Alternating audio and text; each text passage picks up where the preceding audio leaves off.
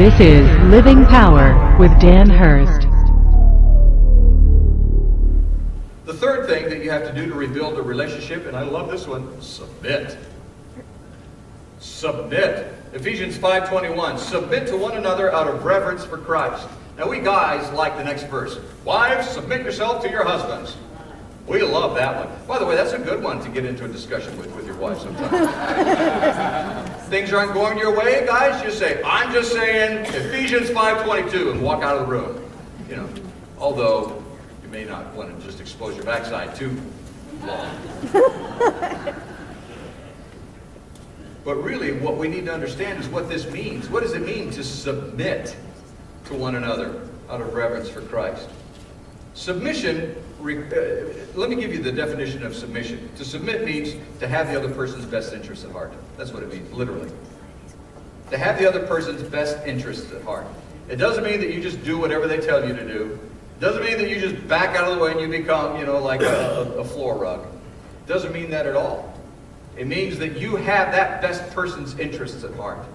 Submission requires stepping back and taking a long look at the situation and determining what is in that person's best interest. Is it possible that the demands and the decisions that I'm seeking aren't in this person's best interest or in the best interests of this relationship? Begin defining the other person's needs. For those of you who have been in this class for a while, you know where I'm going on this. Begin by defining the other person's needs. Not their wants, their needs.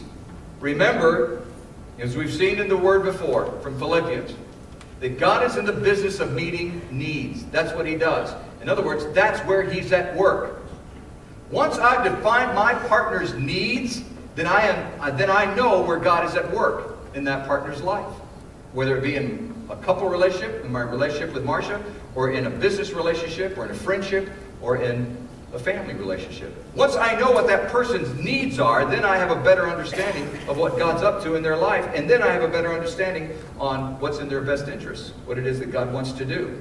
That means that God is at work in the needs of that person's life. And He's in the business of meeting the needs of the relationship also. See, if God wants to meet the needs in that person's life, God also wants to meet the needs in that relationship. That's what God is up to. My God shall supply all your needs according to His riches and glory. If you've got needs in your relationship, that's where God's at work. Get in on what God is doing in that person's life, and then watch what He does in the relationship. Let God do what God does, and by doing so, you have their best interests at heart.